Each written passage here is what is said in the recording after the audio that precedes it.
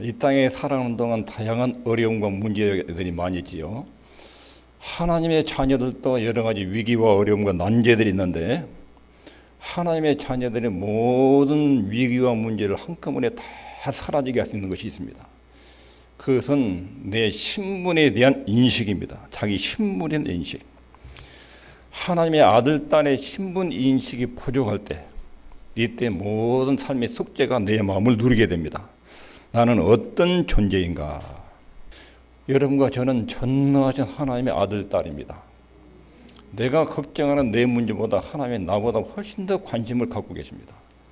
내가 내 아들, 딸이 잘 되기를 바라는 것보다 하나님이 여러분과 저의 행복에 더 깊은 관심과 배려를 가지고 계십니다. 내 신분 인식, 전능하신 하나님이 내 아버지시다. 그리고 그 예수님께서 오셔서 내 죄를 위해서 죽기까지 나를 사랑하셨다. 그리고 종교에 가서는 마지막에 천국으로 데려가서 영원한 천국 생활을 하도록 보장해 주셨다.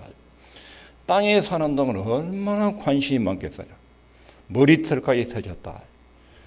너희 머리털까지 세신 사랑으로 너희를 돌보신다. 우리 신분에 대한 자각을 하면 내게 일어나고 있는 모든 일에 대해서 신간이 편하게 될 수 있습니다. 신간이. 예수님이 기도를 하시는데 자기를 따르는 자들 위해서 기도하십니다. 자기를 따르는 사람들 위해서 기도하는데 그 기도 이유를 여러 가지로 설명하십니다. 첫 번째는 하나님의 영광에 대한 관심 때문에 자기 제자들 그리고 이 땅에서 주를 믿는 성도를 위해서 기도하셨습니다. 예수님은 특별히 그들이 누구인지, 제자들이 누구인지, 하나님의 아들, 딸들이 누구인지를 명확하게 규정해 주십니다. 하나님의 아들, 딸들은 이런 사람이다. 이렇게 아셨으므로 그들을 위해서 기도하셨습니다. 그리고 그 아들, 딸들, 제자들에게 맡겨진 임무와 소명, 그리고 제자들이 처한 세상적 상황, 사단과 그리고 세상의 공격으로부터 끊임없이 노출되어 있는 제자들의 상황, 이런 것 때문에 주님의 제자들을 보존해주고 지켜주십시오. 이런 기도를 하십니다. 그리고 예수님의 기쁨이 제자들 마음속에, 하나님의 아들, 딸들 마음속에 충만해지기를 바라는 심정으로 제자들을 위해서 기도하셨습니다. 제자들은 누구인가? 그리스도인은 누구인가? 그동안 네 가지를 살폈습니다. 그리스도인들, 하나님의 자녀들, 이 사람들은 하나님께서 예수님께 맡겨준 사람들, 그리고 이 사람들은 영생을 얻은 사람들, 그리고 그리스도인들은 세상에서 구별된 사람들, 마귀와 세상의 정신을 따라가지 않고 하나님의 말씀의 지배와 인도를 받고 사는 사람들, 이 사람들이 그리스도인이라는 것입니다. 그리고 지난주에는 예수님이 전한 진리를 받고 예수님이 하나님으로부터 받은 말씀을 저희들에게 전하니까 저들이 그것을 받았고 믿었고 알고 지켰습니다. 이게 하나님의 자녀들과 제자들의 모습이고 제자들의 정체성입니다. 예수님이 기도하신 내용을 가만히 들여다보면 몇 단계가 있습니다. 함께 읽겠습니다. 시작. 내가 저희로 말미암아 영광을 받았나이다. 예수님은 1절에 보면 하나님을 영화롭게 하기 오셨다. 이렇게 말씀하십니다. 예수께서 이 말씀을 하시고 눈을 들어 하늘을 우러서 가라사대 아버지의 때가 이르렀사오니 아들을 영화롭게 하사 아들로 아버지를 영화롭게 하게 하옵소서. 여기 보면 1절에 하나님을 영화롭게 하기 위해서 세상에 오셨다는 것을 명확하게 밝힙니다. 또 1절에 보면 이 말씀을 마치시고 이 말씀을 하시고, 이 말씀은 요한복음 14장부터 6장까지인데 그 내용은 성령님과 그분의 인격과 사역에 대한 교훈들입니다. 내가 너희를 떠난다. 내가 떠난 다음에 성령이 너희들이 오신다. 성령이 오시면 제자들 통해서 어떤 일을 할 것인지, 이것이 14장부터 16장까지 말씀입니다.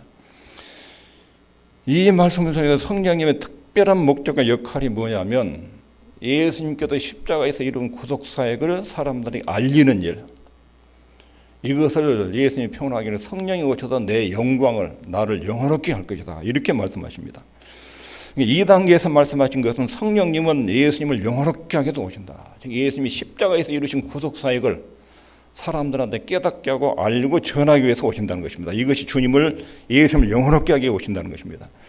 그리고 성령님의 제자들이 임하면 그 제자들도 예수님을 영화롭게 한다. 이것이 기도 속에 아주 논리적으로 전개되고 있는 기도 내용들입니다. 예수님은 이 특별한 가업을 위해서 오셨는데 10절에 보면 내가 저희로 말미암아 영광을 받았나이다. 내가, 이 제자들 통해서 영광을 받았습니다. 이 시점을 기억해야 됩니다. 여기서 지금 오순절 성령이 임하시기 전이에요.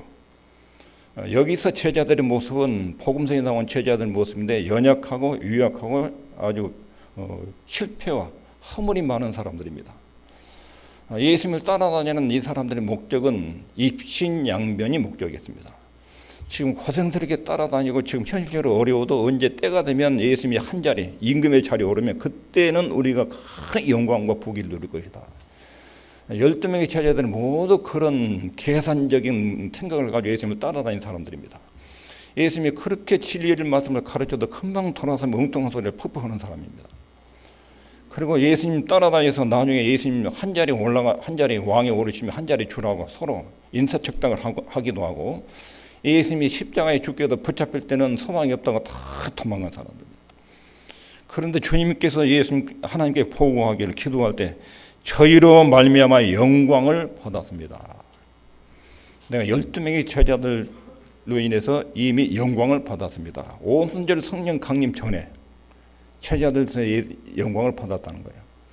그러면 예수님께서 여러분과 저를 통해서도 지금 영광을 받고 계십니다. 그러면 우리가 예수님께 어떻게 영광을 돌리고 있지요? 나는 하나님께 영광을 돌리는 데 있어서 너무 부족하고 미약해서 하나님 이름을 날마다 훼손하고 피해를 끼치는 이런 의식이 저는 많이 자리 잡고 있어요. 이런 의식이. 그런데 우리 삶 속에, 우리 신앙 고백 속에 하나님께 영광을 돌리고 예수님을 영원하게 하는 행동이 틀림없이 있어요. 이 제자들 보고 주님께서 하신 말씀이 저희로 말미암아 제자들을 말미암아 영광을 받았습니다. 예수님의 기도 속에 제자들의 어떤 행동이, 어떤 신앙적 태도가 예수님께 영광이 됐는지 오늘 전할 설교의 핵심 부분입니다. 그리스도인들은 모든 것이 하나님의 영광을 위해서 존재합니다. 예수님이 오셨습니다. 그분은 이 땅에 오셔서 말씀하시고 사시고 죽으셨습니다. 그 모든 주님의 사역과 인격이 하나님 아버지의 영광을 위해서 그렇게 하셨습니다. 이 모든 것이 아버지를 영원하게 할 목적으로 하신 것입니다. 성령님이 오순절에 오셨습니다. 성령이 오순절에 오신 것은 성자 예수님을 영원하게 하기 위해서 오셨습니다. 오순절에 오신 성령께서 자기 백성들 안에 들어가셨습니다. 예수 믿는 성도들 안에 성령이 오십니다. 성령이 우리 안에 오셔서 역사하시면 우리의 모든 삶이 예수 그리스도를 영원하게 하는 것으로 나타납니다.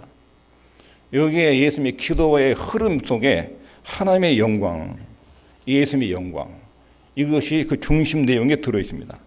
예수님이 친히 영광을 받으셨습니다. 1절에 보면 아들을 영원하게 하사 아들로 아버지를 영원하게 하게 하옵소서. 예수님이 자기를 아버지께서 영원하게 해주라고. 성부 하나님은 예수님을 영원하게 하셨습니다. 성령 하나님도 오셔서 예수님을 영원하게 하셨습니다. 성령 받은 성도들도 예수님을 영원하게 합니다. 이게 우리 삶에 대한 성경적 지도예요. 지도, 로드맵. 하나님이 인간의 삶의 지도를 딱 보여줬는데 그 지도를 이탈하면 인간이 피곤해요. 신간이 안 편해요. 하나님 만들어진 인생에 대한 지도를 따라가면 신간이 편하고 행복하고 아름답고 굉장한 열매를 누리게 됩니다. 제자들이 성령께서 임하시기 전에도 예수님을 영원하게 하셨고 성령께서 제자들 속에 오셔서 예수님을 영원하게 하는 삶이 충만하게 확장된 것입니다. 예수님은 하늘에 계신 아버지로부터 영광을 받으시고 성령님으로부터도 영광을 받으시고 또 예수 믿는 성도들로부터도 영광을 받으십니다. 우리 예수님은 마땅히 그렇게 영광을 받으실 만한 하나님이십니다. 성도의 특권, 책임, 우리의 특권은 예수님을 영원하게 하는 위치에 있습니다. 여러분과 저의 삶은 예수님을 영원하게 하는 위치에 있습니다. 우리가 영원하게 하실 우리 주님은 온 우주를 창조하신 엄청난 능력의 하나님이십니다. 어마어마한 사랑을 가지고 계신 분이십니다. 이런 분은 우리를 통해서 우리 주님이 영광을 받으십니다. 저희를 통해서 내가 영광을 받았습니다. 여러분과 저를 지명해서 자기 아들, 딸로 삼으시고 여러분과 저를 통해서 예수님의 영광을 받으십니다. 우리의 책임은 이게 있습니다. 시작. 예수님의 이름의 관리자입니다. 예수님의 영광을 알리는 사람들, 예수님의 이름을 관리하는 사람들. 벨기에 대사는 벨기에라는 나라를 우리 한국 사람들한테 이미지를 소개해주는 역할을 하는 사람이에요. 대사는 대사의 행동과 언행이 자기 나라를 대변하는 거예요. 대사의 분이 갑질한 거예요. 이 사람 중국 사람이에요. 중국 사람이 벨기에 대사와 결혼했는데 이 사람이 갑질하니까 중국도 욕먹고 벨기에도 욕먹어요. 벨기에 수준이 이 정도냐, 중국 수준이 이 정도냐. 우리나라 국민들 의식 속에 벨기에 사람들의 이미지가 이 대사의 부인 행동에 따라서 굉장히 나쁘게 인식이 된 거예요. 막 점원을 막 뺨을 때리고 막 손가락질하고. 이게 벨기에 나라 사람들의 수준이냐? 우리 한국민들이 그렇게 이미지가 나타난 거예요. 여러분과 저는 예수님의 대사예요. 하나님의 대사. 우리 행동은 예수님의 이름과 영광을 관리하는 거예요. 나는 그리스도인이다. 따라하겠습니다. 시작. 이 말은 나는 예수님을 대표하는 사람이다. 그런 뜻이에요. 예수님을 대표하는 사람. 우리가 자주 이런 생각을 해야 됩니다. 나는 예수님을 대표한다. 내가 직장에 나가면, 마을에 나가면, 누구를 만나면, 마트에 가면 나는 예수님을 대표하는 사람이다. 이 의식이 우리를 성화와 성교의 삶으로 안내해요. 왜 거룩하게 살아야 되나? 왜 섬겨야 되느냐? 나는 예수님을 알리는 대표자예요. 예수님은 우리를 통해서 영광을 받으십니다. 내가 저희로 말미암아 영광을 받았나이다. 이 말은 이 사람들은 나의 영광과 능력과 덕을 표현하는 사람들입니다. 주님이 지금 우리의 정체를 그렇게 말하고 있어요. 이 사람들은 내 영광을 표현해내는 사람들입니다. 나는 예수님의 영광을 표현하는 사람, 이런 인식이 있으면 이것이 죄를 정복하고 시험과 악을 이기는 삶이 되는 것입니다. 우리가 시험을 받을 때 나는 예수님의 영광을 표현하는 사람이다. 이 인식이 딱 자리 잡고 있으면 그 시험을 성경적으로 잘 극복해내는 그런 사람이 됩니다.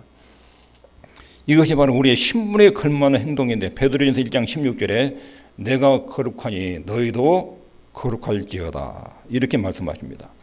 우리는 바로 주님의 영광을 표현하기 위해서 이 땅에 부름받은 사람들입니다. 그러면 그리스도인들은 어떻게 예수님을 영화롭게 하는가?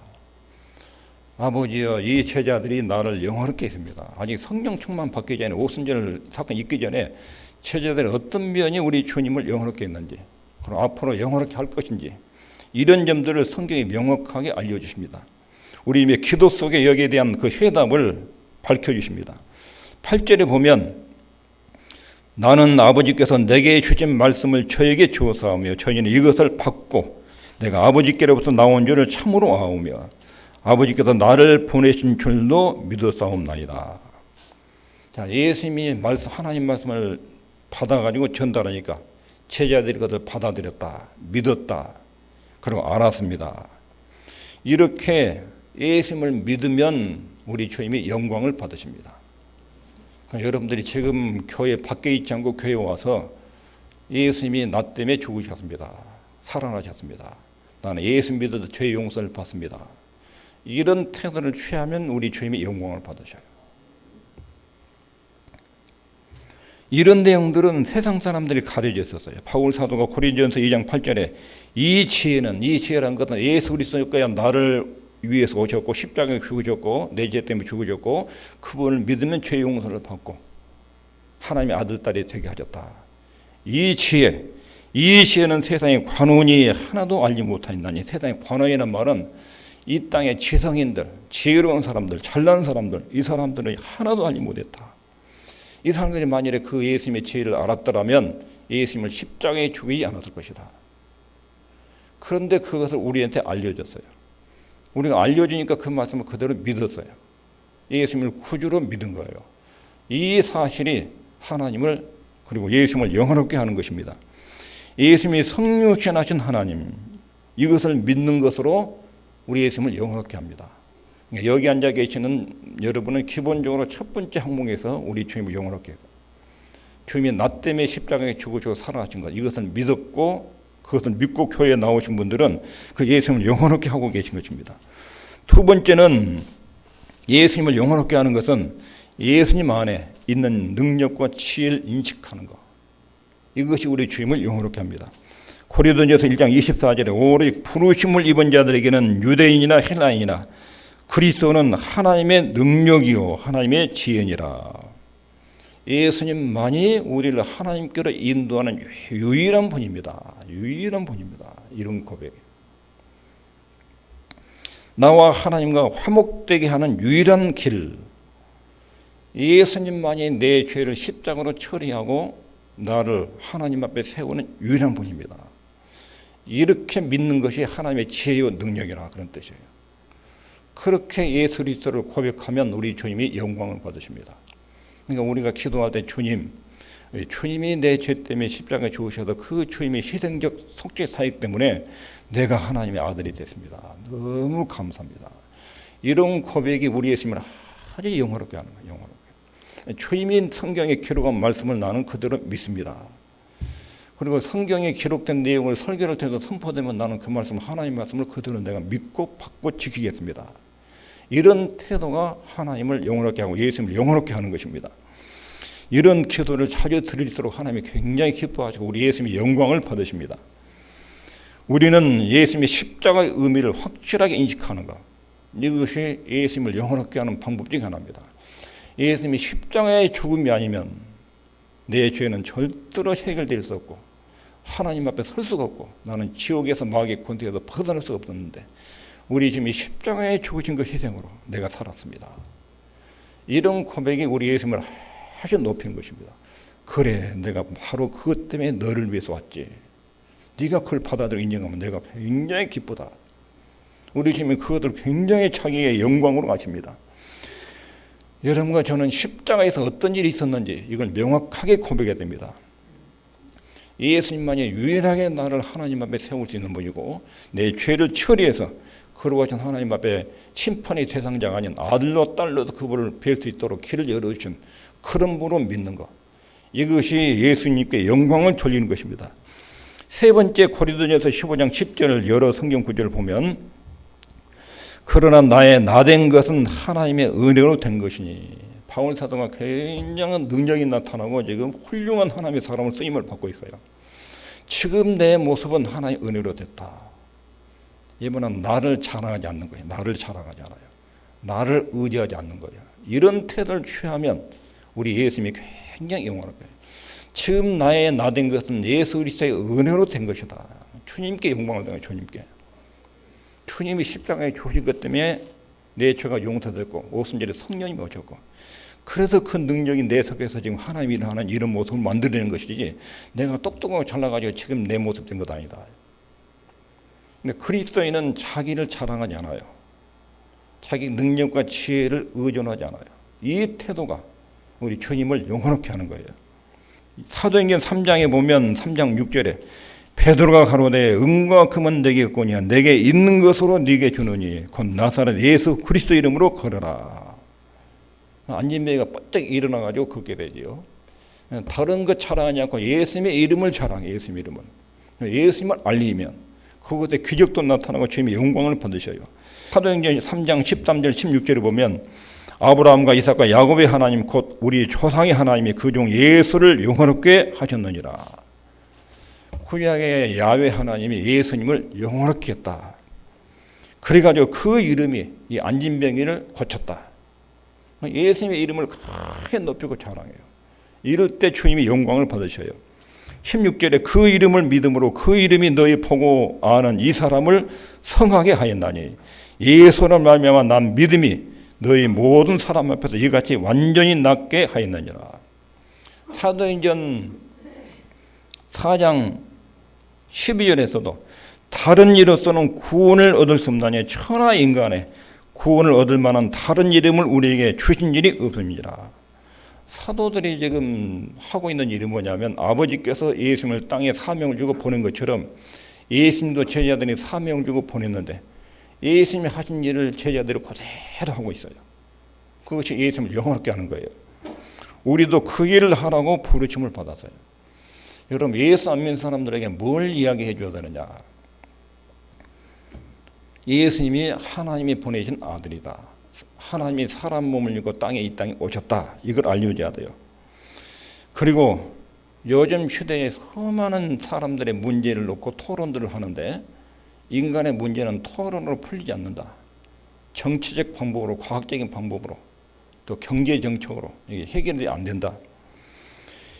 인간의 개인과 사회의 희망도 예수님을 떠나면 소망이 없다. 알려줘야 돼요. 예수님을 떠나면 소망이 없다. 왜냐하면 인간의 제일 문제가 뭐라고 생각해요? 불신자들과 여러분들이 대화를 나눌 때 인간의 가장 지금 사회의 문제가 가장 핵심적인 문제가 뭐라고 여기십니까? 정치가 썩었고 뭐 일본과의 관계 문제고 대북 문제고 핵 문제고 막 이야기할 것 아니에요. 그런 문제가 왜 생깁니까? 나라와 나라 사이에, 그리고 코로나 바이러스 문제, 병균 문제, 국제 갈등 문제, 개인의 질병, 생사화복의 문제, 경제 문제, 그런 수많은 문제가 왜 생겨요? 인간의 문제의 근본 문제는 죄예요. 사람 마음속의 죄, 탐욕. 이것이 나라와 나라 사이의 분쟁과 전쟁을 일으켜요. 이 탐욕이 환경을 파괴하면서 지금 바이러스라는 게 나온 거예요. 탐욕이. 그러면 이 죄 문제가 근본적으로 풀리려면 어떻게 해야 되느냐? 예수 믿어야 죄가 해결돼요. 예수 믿어요. 하나님은 예수님을 통해서만 인간의 속에 들은 죄를 처리하도록 그 길만 만들어놨어요. 그러니까 사회의 여러 대안의 근본적인 대안은 예수님께 나와야 돼요. 예수님께. 자녀들 문제도 그렇고 병 문제도 그렇고 경제 문제도 그렇고 하여튼 수많은 인생의 문제는 죄 때문에 발생해요. 죄 때문에. 그럼 예수 믿으면 죄 용서받아요. 하나님이 내 아버지가 돼요. 그럼 거기에도 답을 다 얻어요. 내 신분과 위치를 확인하면 인생에 답을 다 얻는 거예요. 정치와 경제가 인생의 문제를 풀어내지 못해요. 과학, 그것이 사람 문제를 해결답을 주지 못해요. 코로나 바이러스 의학 가지고 백신을 만드는데도 이게 완전한 대답이 아니잖아요. 최고의 두뇌들이 2년 동안 연구해서 백신을 만들어 놨는데 이것이 지금 완전한 방제에 효과가 없는 거예요. 인간의 과학이, 경제력이, 정치가 인생의 문제를 풀지 못해요. 인간의 근원적 문제는 마음속에 들어있는 죄예요. 죄. 그 죄는 예수 믿고 용서를 받아야 비로소 용서를 받고 해결돼요. 이게 유일한 답이에요. 이런 내용을 알리라고 우리를 먼저 예수 믿게 하고 교회를 만들어 놓고 세워놓으셨어요. 이 지도를 따라 살면 그 삶이 굉장히 풍요롭고 행복하고 아름답습니다. 예수님이 우리의 모든 것이 되든다는 신앙 고백, 이분을 자랑하는 것, 이것이 우리 주님을 영원하게 하는 것입니다. 저와 여러분이 그렇게 되기를 바랍니다. 우리의 인격과 삶을 통해서 예수님을 영원하게 합니다. 우리가 주님 말씀을 들으면 순종을 하면 그것이 예수님의 향기가 나타납니다. 하나님 말씀을 듣고 내가 인격적으로 반응을 보이면 그때 내 인격과 품성을 통해서 불신자들에게 하나님이 나타납니다. 그때 불신자들이 그 예수님 말씀에 순종하는 성도를 볼 때 이 사람들은 신기한 뭔가가 있다. 우리에게 없는 신기한 요소가 있다. 이거는 불신자들과 돈 가지고, 집 가지고, 차 가지고, 권력 가지고, 배움 가지고 경쟁을 하면 불신 신성도가 떨어져요. 져요. 이 사람들은 돈 버는데 올인해요. 수단 방법을 가지 않고 올인해요. 돈과 명성을 최고로 알고 거기다가 온 에너지를 다 투자해요. 예수 믿는 사람이 이것을 가지고 축복을 가지고 이게 저울질하면 져요. 그런데 예수 믿는 사람들을 불신자들이 왜 부러워하느냐? 자기들에게 없는 뭔가가 있어요. 하나님을 알고 그 말씀에 순종하면 신기한 점의 도움의 손길이 그 사람 인생에 나타나요. 똑같은 어려운 문제인데 예수 믿는 사람들은 그걸 걱정하지 않고 평화롭게 문제를 풀어나가요. 그리고 하나님의 기이한 도우심이 나타나요. 이런 점들을 보면 아무리 가난하고 없어 보여도 불신자들은 그걸 굉장히 신기하게 봐요. 신기하게. 세상은 항상 부와 명예와 권력을 추구하고 최고 가치로 여겨요. 예수 믿는 사람도 그게 아니에요. 하나님의 영광, 그분의 뜻대로 사는 것, 주님의 품성을 담아하는 것, 여기 최고의 가치라고 해요. 가치관 자체가 달라요. 그런데 세상은 늘 가진 것을 가지고 비교를 해요. 우리가 그 함정에 빠져들면 안 돼요. 빠져들면 가치 돼요, 가치. 그래서 예수 믿는 사람으로 독특한 맛을, 향기를 나타내지 못해요. 우리 안에 있는 인격과 삶이 그리스도의 말씀에 순종하면 그때 말씀을 통해서 하나님이 증명됩니다. 이런 현상이 성경에 나오지요. 사도행전 4장에 보면 이스라엘 최고 머리들이 70명이 모인 공회, 사내들은 공회원이에요. 제일 높은 사람들, 제일 많이 공부한 사람들, 제일 잘난 사람들이에요. 거기에 요한과 베드로가 가운데 섰어요. 신문을 받아요. 신문은 삥 둘러서 원탁으로 이 공회원들이 앉아가지고 가운데 이 사람 놓고 막 질문해요. 질문을. 근데 베드로와 요한이 거기서 어떻게 증언했냐면 저희가 베드로와 요한이 기탄 없이 말함을 보고 그 본래 학문 없는 범인을 알았다가 이상히 여기며 또 그 전에 예수와 함께 있던 줄도 알고 또 병나은 사람이 그들과 함께 섰는 것들을 보고 신랄할 말이 없는지라. 먼저 베드로와 요한의 학문을 볼 때 저렇게 말할 사람이 아니다. 두 번째, 이 사람들이 옛날에 예수님과 같이 다니고 우리가 봤다. 그럼 안진뱅이가 나서 버렸다. 이 세 가지 증거를 볼 때 할 말이 없는 거, 할 말이. 여기에 기독교의 능력이 힘이에요. 기독교의 힘과 능력은 부와 사람 수와 이런 게 아니에요. 외형적 물질적인 풍요로움이 아니에요. 거기에 예수님의 신기한 역사가 있는 거예요. 최고의 지성인들, 실력자들이 할 말을 못해요. 불신자들 볼 때 신기하게 보인 거예요. 17장 10절에 저희로 말미암아 영광을 받았나이다. 18절에 아버지께서 나를 보내신 것 같이 나도 저희를 세상에 보내었고, 우리를 보내서 우리가 주님의 영광을 위해 살도록 그렇게 주님께도 우리가 지금 같이 하고 있어요. 내 신분과 존재를 알고 존재 목적을 알면 인생의 모든 숙제로부터 자유로워집니다. 그리고 세상에서 구별됐다는 것을 보여주는 것으로, 세상에 구별된 것을. 내가 저희를 위하여 비옵나니 내가 비옵는 것은 세상을 위함이 아니요. 안 믿는 사람을 위해서 기도한 것이 아니다. 아니, 지금 안 믿는 사람들 중에서 예수님께 돌아올 사람들이 있어요. 그 사람들까지 포함됐어요. 근데 끝까지 안 믿고 지옥 갈 사람들, 이 사람들은 예수님의 기도 대상에서 제외되어 있어요. 내게 주신 자들 위함이다. 저희는 아버지 것이로소이다. 10절에 보면 내가 저희로 말미암아 영광을 받았나이다. 18절에 아버지께서 나를 세상에 보내신 것 같이 나도 저희를 세상에 보내었고, 예수님은 분명히 여러분과 저를 세상에도 구별했어요. 구별. 이 땅에, 이 세상 한복판에 들어가서 살고 있지만, 사람들을 만나고 살고 있지만, 우리 머리와 생각을 지배하는 생각과 사고와 가치관이 세상적 정신이나 사단의 정신이 아니라 하나님 말씀과 성령의 인도를 받고 사는 사람, 이게 세상에서 구별된 사람이에요. 이렇게 살도록 구별했다는 것입니다. 세상의 정신 상태와 사고방식에서 벗어나서 예수님 편에 선 사람, 이게 하나님의 자녀들이에요. 이렇게 살면 주님의 영광을 받으십니다. 하나님이 그렇게 살도록 우리를 구별해 두셨습니다. 하나님을 안 믿는 사람들은 영적인 일에 관심이 없습니다. 사후세계도 관심이 없습니다. 죽으면 끝난데 뭐 죽음 이후에 뭐 지옥 가든지 천국 가든지 그때가 알아서 할 일에 관심 없어요. 오로지 땅에서 막 즐기고 재밌게 살고 성공하고 출세하는 거예요. 여기에 온통 혈안이 돼 있어요. 이게 불신자들의 관심들이에요. 먹고 마시고 놀고 즐기고, 옛날에 지금이나 노아 때나 지금이나 똑같은 것입니다. 그러나 그리스도인은 영적으로 살아있음으로 영혼과 관련된 일을 중요하게 여깁니다. 죄 용서받는 것, 하나의 자녀로 사는 것, 하나의 뜻대로 사는 것, 사후세계에 하나의 평가가 있다는 것, 이런 점들을 중요히 여기서 삽니다. 에베소 2장 1절에 너희의 허물과 죄로 죽었던 너희를 살리셨도다. 우리는 예수님과 함께 살아났다.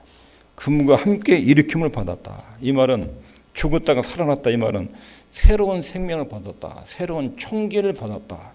새로운 관점을 받았다. 예수 믿기 전에는 세상적 가치관을 가지고 인생을 봤는데 예수 믿고 난 뒤에는 새로운 관점이 딱 만들어졌어요. 인생이 뭔지, 죽음이 뭔지, 돈이 뭔지, 사후세계가 어떻게 되는지 새로운 관점과 인생관이 만들어져요. 이게 죽었다가 살아났다 뜻입니다. 이렇게 새로운 관점과 인생관이 만들어지면 그 사람 삶 속에 그리스도의 능력이 나타나고 예수님의 영광을 받으십니다. 여러분, 예수님이 여러분들 속에서 영광을 받으십니까? 여러분은 예수님께 영광을 돌리고 살고 있습니까? 하루하루. 아침에 하루 일과를 시작할 때 오늘도 나는 우리 주님께 영광을 돌리며 사는 인생으로 하루를 출발합니다.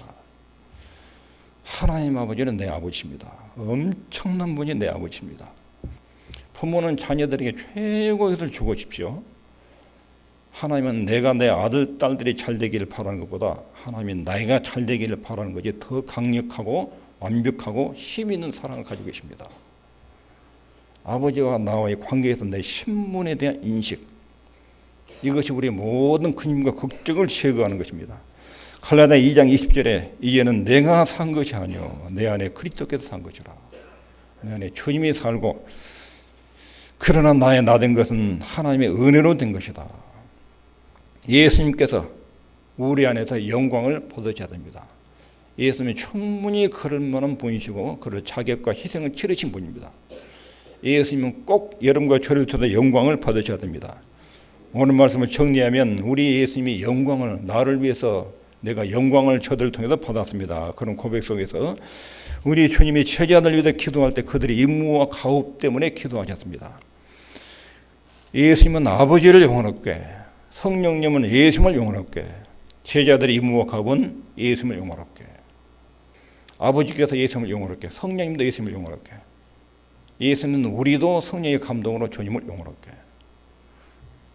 예수님을 영원롭게 하는 방법에 대해서 예수님을 믿음으로 그분의 말씀을 듣고 받고 지키고 순종하는 것으로 그분을 영원롭게 하는 것입니다.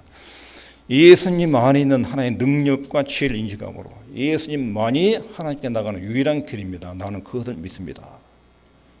하나님과 내 사이에 화목을 이루는 유일한 분은 예수님뿐입니다. 이런 신앙 고백, 이것이 우리 주님을 영원롭게 합니다. 주님의 말씀에 순종할 때 그분의 인격과 삶이 우리에게 나타나는데 이것을 통해서 또 이 세상에 구별된 삶을 통해서 우리 주님을 영원롭게 합니다. 여러분과 삶의 목표는 우리 예수님을 영원롭게, 그때가 가장 아름답고 가장 행복하고 주님의 가장 풍요로운 축복이 우리에게 나타나는 시기가 될 것입니다. 기도하겠습니다.